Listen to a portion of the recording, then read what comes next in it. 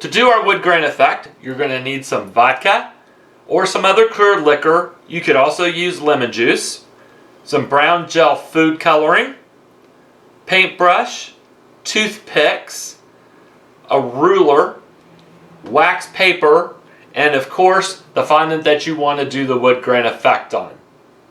If you want your fondant to look like wood planks, make little marks where you want your planks to be.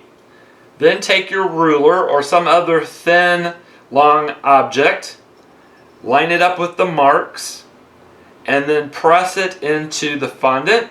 You don't want to go real deep. Now that I have my wood planks laid out, we want to add some texture to it because no wood is really as smooth as a piece of fondant. I've taken one of my toothpicks and I broke off the point, and then I blunted the edge by just rubbing it on my work surface. The blunt edge won't dig into the fondant like the pointed end will. I covered my fondant with some wax paper. Again, this is just going to help prevent the toothpick from really digging into the fondant. And now we're just going to take it, and not too much pressure, a little bit of pressure. We're just going to go and make some random impressions into our fondant. You want to make sure that you go in the same direction that you want your wood grain to go. You can make as many impressions as you want. Again, this is just to add some texture to our wood look. I've completed making all my random grain lines. You probably won't be able to see it on camera. It's somewhat subtle. Next, we're going to make nail holes.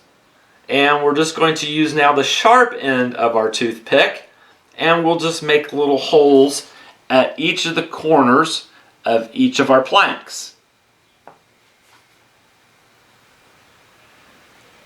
Now that I have my nail holes in, I'm going to take, again, the pointed end of my toothpick, and I'm just going to randomly go around and poke little holes into it just to give it more of a distressed look. This is completely optional. Now that we have our nail holes, some distressing, and our wood grain lines, we're ready to add some color.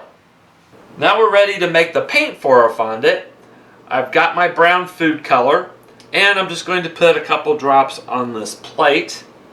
Next, I'm going to take just a little bit of vodka, not even a half a cap full, and put it in this little bowl. Then I'm going to take my paintbrush and I'm going to dip it into the gel food coloring and mix it into my vodka. This way you can better control the color of your paint versus trying to put drops of the food coloring directly into the vodka. Now that I have my paint stirred up, I'm going to take a little scrap piece of fondant and just test my color here. This way you can check the color before putting it on your final piece. I think I'm happy with this color, so I'm going to go with it. Now we're going to start painting our final piece, and you want to again paint in the direction of your wood grain. And you'll be able to see that in the impressions where we created our planks, it's going to be a lot darker than the rest of the wood. And it's also going to set into the marks that we made with our toothpick. You want to leave varying thicknesses of the paint onto your wood to give it this wood grain effect.